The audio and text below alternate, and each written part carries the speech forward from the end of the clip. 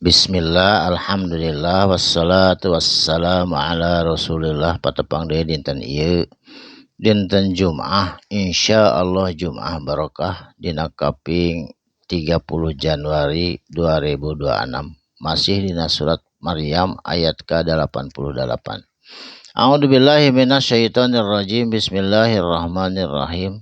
Wa qalu jeung nyararita itu umat Nasrani sareng Yahudi waktu harita jeung musyrikin Quraisy attakhadha kana yen Allah ngambil atawa Allah ngagaduhan ar-rahmanu Allah anu maha rahman anu maha welas waladan kana yen Allah teh cenah gaduh putra jiga jalma. Tah eta pamendegan umat Yahudi pajarkeun cenah usuk Nasrani mah Isa budakna Allah. Saur Yahudi Ujer putrana Allah mah. Ari saur musyrikin Mekah mah cenah eta teh para malaikat teh putri na Allah. Sadayana kitu aya nu leres. Eta teh pamandegan jalma-jalma kafir waktu sarita. Laqad sanyana jitum geus datang ka anjeun kabeh syai'an hiji perkara iddan anu kacida luar biasa ingkarna. Tuh ingkar eta teh. Saterasna takadu ampir-ampiran as-samawatu eta langit pirang-pirang langit anu 7 lapis anu kuat yatafattarna kana yen hancur eta langit bening ku reuas eta langit nguping cariosan jama-jama musyrik minhu tina eta perkara. Wa tasyaku jeung ampir-ampir terbelah naon al ardu bumi reuas bumi oge nguping cariosan yen Allah puputra jiga jalma da Allah mah maha esa.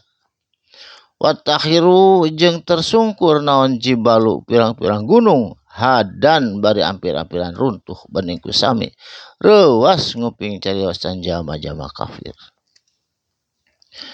Cariosan jama kafir teh anda'au kana yen anjeunna nyerukeun ka sasama jalma deui lirrahmani pikeun Allah Subhanahu wa taala waladan cenah gaduh putra puputra jiga jalma. A'udzubillah. Da Allah mah qiyamuhu binafsihi berdiri sendiri teu gaduh putra jeung teu diputrakeun lam yalid wa lam yulad.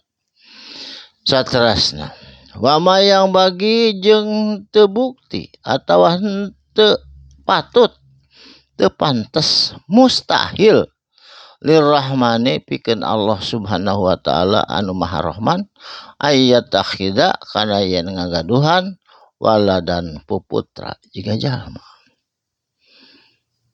Ingkulu sanyana ari itu nu kabeh mangpis samawati wal ardo naon aya anu di pirang-pirang langit wal ardi jeung di muka bumi illa kajaba ati datang ar-rahmani kapa Allah anu maha rahman abdan sebagai hamba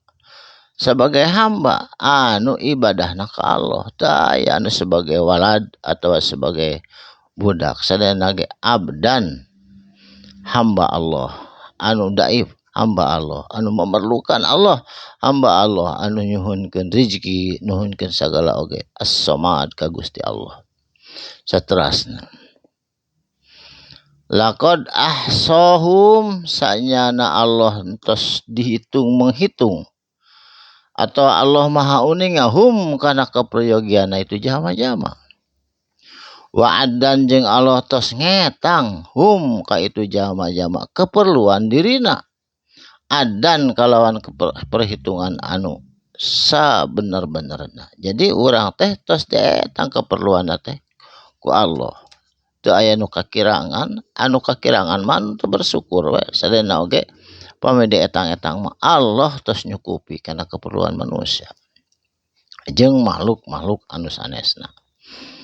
Saterasna wa kulluhum jeung itu kabeh bangsa manusia jin jeung anu mimiti lahir ti Nabi Adam duki ka akhir zaman sadayana atihi bakal datang ka Gusti Allah yaumal kiamati dina poe kiamah farda sendiri-sendiri. Jadi urang kapungkur lahir nyorangan henteu mawa batur, engke ge balik bakal nyorangan mawa amal perbuatan anu sae atawa anu awon. Moal mawa anak pamajikan, moal mawa harta benda, moal mawa jabatan jeung sajabana. Datang ka Allah di yaumil kiamah fardan sendirian. Teu aya nu ngarencangan iwati amal perbuatan. Barakallahu li wa lakum. Mugi aya manfaatna dinten ieu dinten Jumaah. Insyaallah Jumaah anu barokah. Shadaqallahul adzim. Wassalamualaikum warahmatullahi wabarakatuh.